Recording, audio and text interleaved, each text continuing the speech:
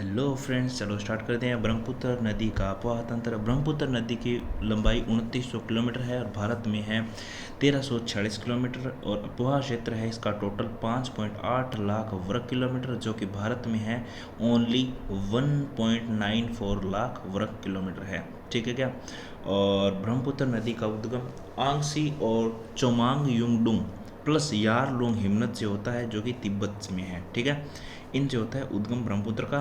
और इसका यह नामचा बरुआ के पास दिहांग गोर्ज का बना निर्माण करती है, और इसका नाम तिब्बत में है सांगपो, असम में है ब्रह्मपुत्र, आंध्र प्रदेश में है दिहांग और बांग्लादेश में है जमुना। तो इसके अलग अलग नाम है, याद रखना।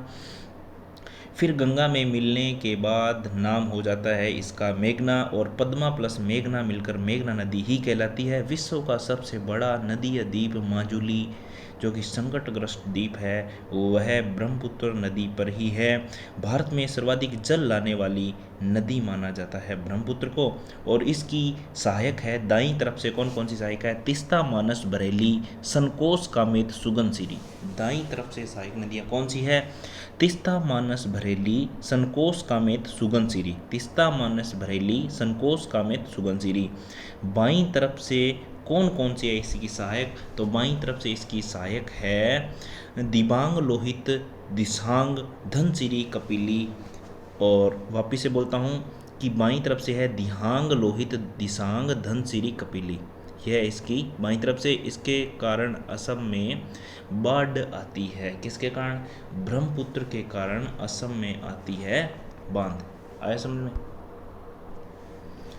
एक बार वापस रिवीजन करते हैं। ब्रह्मपुत्र नदी की टोटल लंबाई 2929 किलोमीटर है। भारत के अंदर है 1346 किलोमीटर। इसका टोटल अपवाह तंत्र 5.8 लाख वर्ग किलोमीटर है। भारत में है 1.94 लाख वर्ग किलोमीटर है।